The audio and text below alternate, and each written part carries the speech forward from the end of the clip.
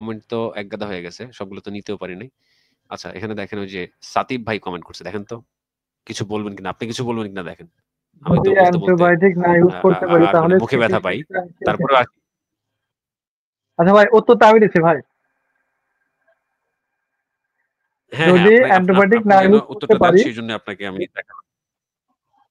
জি ধন্যবাদ।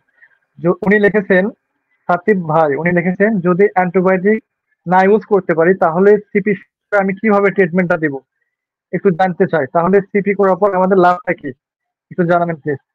জি ভাইজান, আপনাদের কমিউনিটি প্যারামেডিক এই কোর্স করার পরে আপনাকে অ্যান্টিবায়োটিক ইউজ করার কোনো রাইটই নাই। আপনি দেখবেন, যদি আপনি কোর্স করে থাকেন বা করতে চান, আপনি দেখবেন এখানে এবং নরসিংহ স্যার ওখানে দেখাচ্ছে যে আমরা যে ওটিসি যে মেডিসিনের লিস্ট গুলা, এখন কোনো অ্যান্টিবায়োটিক নেই, আপনি অ্যান্টিবায়োটিক ট্রিটমেন্ট করতে পারবেন না ও আপনি ওইভাবে ট্রিটমেন্ট দিতে পারবেন না। আপনি একজন কমিউনিটি প্যারামেডিক, আপনি প্রাথমিক চিকিৎসা সেবা দিয়ে ডাক্তারের কাছে রোগী রিফার করতে পারবেন। এইটুকুই আপনার কাজ। এখানে লাভ ক্ষতির কোনো বিষয় না ভাই। এখানে আপনি অ্যান্টিবায়োটিক ইউজ করতে পারবেন না। একজন, আপনি হয়তো বা জানেন না, একজন রেজিস্টার্ড ফিজিশিয়ান, একজন রেজিস্টার্ড বিএমডিসি নিবন্ধিত চিকিৎসক ব্যতীত কেউ কোনো অ্যান্টিবায়োটিক লিখতে বা দিতে পারবে না। এখন আমাদের বাংলাদেশে এই অবস্থা যে একজন ফার্মেসিতে গেলেও একজন ফার্মেসি টেকনিশিয়ানও তিনিও অ্যান্টিবায়োটিক দিয়ে দিচ্ছেন, কিন্তু এটা ঠিক না। আমি বিভিন্ন দেশে দেখেছি, সে দেশে অ্যান্টিবায়োটিক কোনো ট্যাবলেট বা ক্যাপসুল পাতা আকারে বিক্রয় হয় না, ওগুলো হয় ইনজেকশন হয়, নয়তো বা একটা পট আকারে হয়। আমার মনে হয় আমার দেশে এরকম প্রয়োজন। তো ভাই, আপনি অ্যান্টিবায়োটিক চিকিৎসা করতে পারবেন না, এটা আপনার রাইট নাই। আমি আশা করি আমার উত্তর পেয়েছেন সাকিব ভাই। হ্যাঁ রাকিব ভাই, আমি তাহলে আপনার প্রশ্নের সাথে মানে আপনার উত্তরের সাথে একটু যোগ করি। হ্যাঁ জি অবশ্যই। হ্যাঁ, মানে যেটা বলতে চাচ্ছিলাম যে ভাই, আপনার যদি ওরকম সুযোগ থাকে, আপনি সিপি মানে আপনি পড়ছেন কিনা সেটা আমি বুঝতে পারছি না। যদি পড়েও থাকেন, যদি আপনার সেই সুযোগ থাকে, আপনি যদি এসএসসি, এইচএসসি তে যদি ভালো পয়েন্ট থাকে, সেক্ষেত্রে আপনি মেডিকেলে ভর্তি পরীক্ষা দেন যদি সুযোগ থাকে।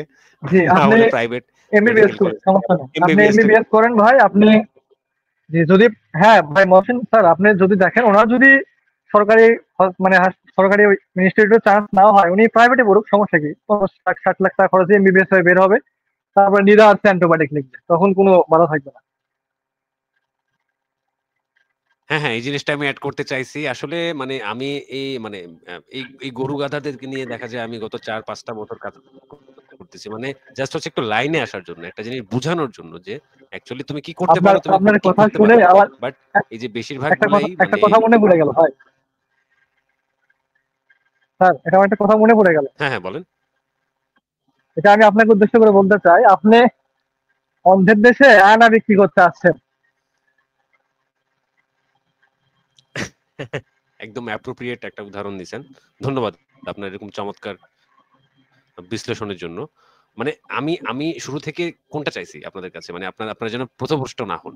অনেকে দেখা যায় এরকম এলএমএফ, আরএমপি, দেখা যায় এরকম ওই মানে এরকম ব্যাঙের ছাতা টাইপের হচ্ছে কোর্স গিয়ে ভর্তি হয়ে দেখা যায় সময়টাও নষ্ট করে, টাকাটাও নষ্ট করে। যেন একটা ভালো একটা কোর্স করতে পারে, এই ছোটখাটো প্যারামেডিক বা এই সরকার অনুমোদিত। তো এটা করে যদি ডাক্তার ভাবে ভাই, মানে মানে আর তো কিছু বলার নেই। মানে এগুলো সারাদিনে এই গত ৪-৫ বছর আমি এগুলাই করছি।